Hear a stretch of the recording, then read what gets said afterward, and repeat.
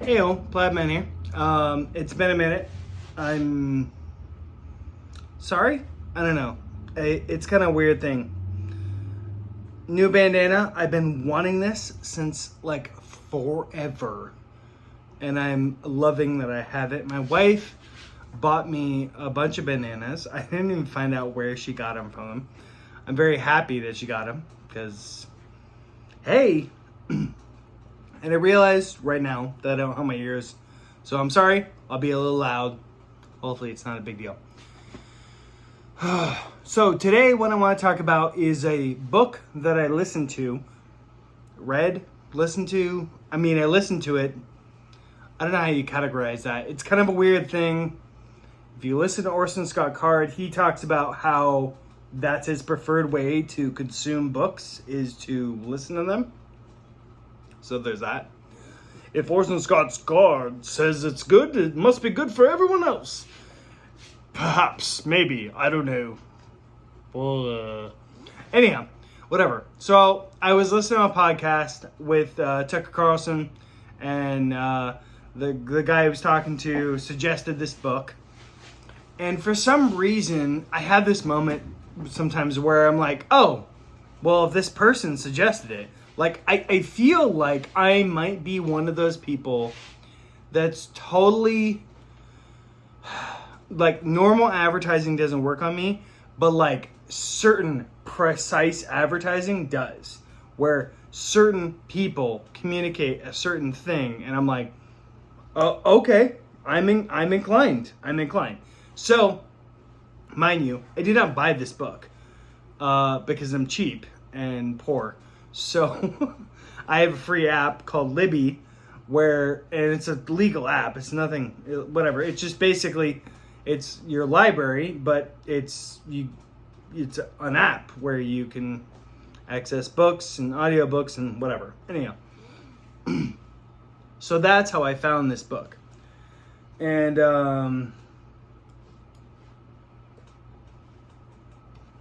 yeah, that's what happened. So the name of the book is Nuclear War: A Scenario, and it's a book by Annie Jacobsen. I apologize. My internet just got rebooted, so I was checking, and it came up. It's called it's that by Annie Jacobsen. And she does the book, right? She is the voice of the book, so that's kind of unusual but interesting. It is not a fiction, while it is also a fiction. Calling it a nuclear war, a scenario, which is the title of the book, really sets in what it is. So it is, in theory, a fictional rendition of what could happen. But it's not a Jack Ryan novel. It's not something where the good guys win. It is as far as I can tell, a very brutal and hard-hitting, realistic situation of what would probably happen if nuclear war went off. And it sucks.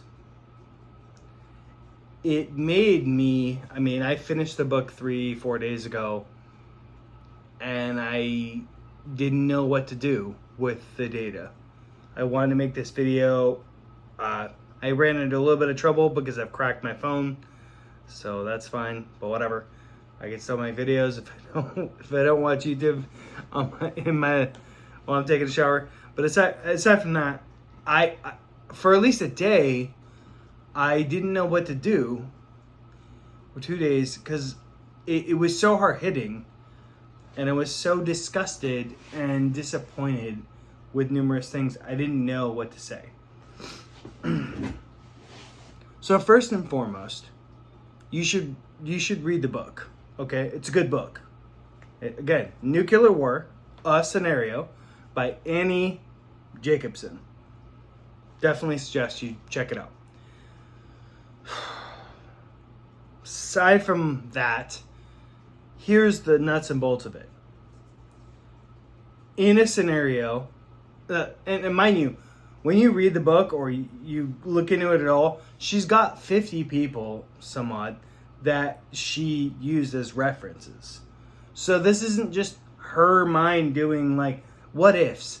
These are people who are professionals in their field, in this situation, who are giving her advice and or literally telling her, hey, this is how it will go down. To over summarize, to spoil the book, if there's a nuclear war, all of mankind dies. And it was interesting because as I'm listening, and I'll give you a spoiler, whatever, I don't really care. It's not really a spoiler. It like, just read the book. It doesn't matter.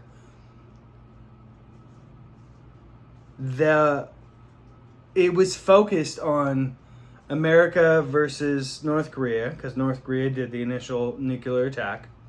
And then Russia, misunderstanding for circumstances where America was attacking. So they launched not only to America, but all of Europe. So effectively, in her scenario, all of Russia's gone, all of America's gone, North Korea's gone. So that leaves China, India, Africa, and South America, right? You'd be like, oh, well, that's not horrible. Like, literally, over half the world's population would be okay. Yeah, no, because they're using nuclear weapons, and they're using so many of them that it disrupts so much stuff that basically blocks out the sun to the extent that it causes drastic temperature decreases, which means basically everything alive is barely going to survive or just die a horrible death. And it was really disgusting to think about it that. And she did a terrific job of telling the story. And it made sense why people made the choices that they made. But they never seemed to like come to the point of, oh, we shouldn't do this. Because, well, if we're going to die, everyone else should die. And it's this weird like concept. I don't quite know how to articulate it. It's like having a duel with someone and then you realize that, hey, if I shoot this person, I'm not only going to kill him, but his wife and kids and everyone in his town. And then everyone in the town next to his town and everyone else. There's no real reference to this because that's never really been done. And people could pontificate and be like, well, Genghis Khan, he would like rape and pillage towns, and then he would kill all their occupants, and he would put all their skulls on the road and walk on it with his horse or whatever. And maybe that happens, but you're talking about like, I don't know, 10,000 people, which is not nothing, but when you get into the nuclear scale, it's like, oh, yeah, no, doing your lobbing 6,000 nuclear weapons, it isn't just like it affects this area for the next like 50 years. It affects that area, in the United States in this case, or Europe in this case, forever. Like for the next 10,000 years. Like you just basically are like, fuck everyone. And so from that perspective, I wish every fucking person who had any semblance of power in any governmental body to be like, whoa, you need to read this book. Because you saying, hey, let's just attack, it's not the same as sending 1 million people. Like, World War II is a minuscule thing in comparison to lobbing the sheer volume of nuclear weapons at each other. And it's disgusting. And the scenario she gave was a scenario It was based on a miscommunication, a misunderstanding of the Russians, and ego was there, and it was upsetting. But aside from all of that, here's what I fundamentally was having trouble with. In that scenario, we're effed. Like, every human being is effed. There's nothing that you can realistically do that you as an individual or you as a billionaire, there's nothing that you can really do unless you can, I don't know, be underground for 15, 20 years. Maybe. And then maybe you'd survive. Even then, you come out in the world, it's like, what is survival? But, like, there's nothing realistically that you can do as an individual. So, fundamentally,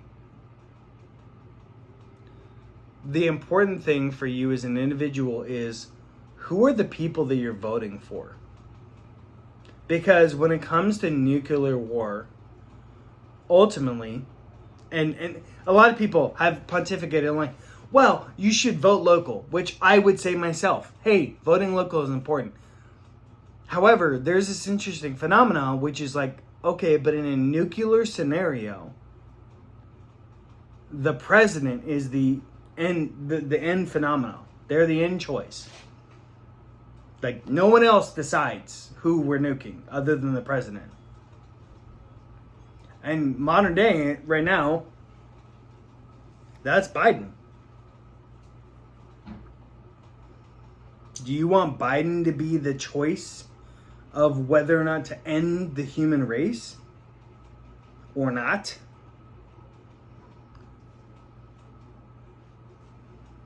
I don't know. And I don't know if, and reversely, I don't know if Trump's the right choice either. But it is an interesting point. And frankly, it made me be like, no, there should be a war on nuclear weapons. We shouldn't have these things. Like, we should be like, that's not cool. We don't have them. Because, as with any tool, they can be utilized and manipulated by evil people who don't care, who are psychotic, and they'll just do evil things. So why have them? Why provide them with that thing? And I feel like that's the only real solution, is to kind of harken back to what it was in like the 80s, where it's like, look, we as Americans we're dropping our nuclear profile down to like 0. And we expect everyone else to do the same. And we're going to politely enforce that everyone does the same. Or maybe not so politely. I don't really care. But the problem was, and basically what she articulated, and there was this beautiful moment where there was like a war scenario that she talked about. I want to say it was in like the 90s. And they basically figured out that like there's no way to win. There's no, when it comes to nuclear, there's no winning, okay? If this people send this to there, the other people send this to there, other people send this to there, other people send, nobody wins. Everyone's dead. Like, everyone dies. The best case scenario is 2 countries fucking fire back and forth at each other and they kill themselves. That's the best case scenario. Realistically, that won't happen because technology on all these countries that have nuclear weapons, China, Russia, America, Korea, Iran, they don't have the best technology to know that, oh, hey, they're not attacking me. And if you feel like you're being attacked, then your only option is, well, I will attack you back. Because that's the point of this situation of nuclear, like, hey, we have nukes, so leave us alone. That's the point of that, but it's flawed fundamentally because all it takes is a person to just call the bluff and be like, okay. And we live in that world. And none of this is supposed to scare you. It's supposed to articulate that ultimately, and this is what my wife has been, okay, babe, But ultimately, our job is to live our lives and to be the best version of ourselves, which I'm failing, okay?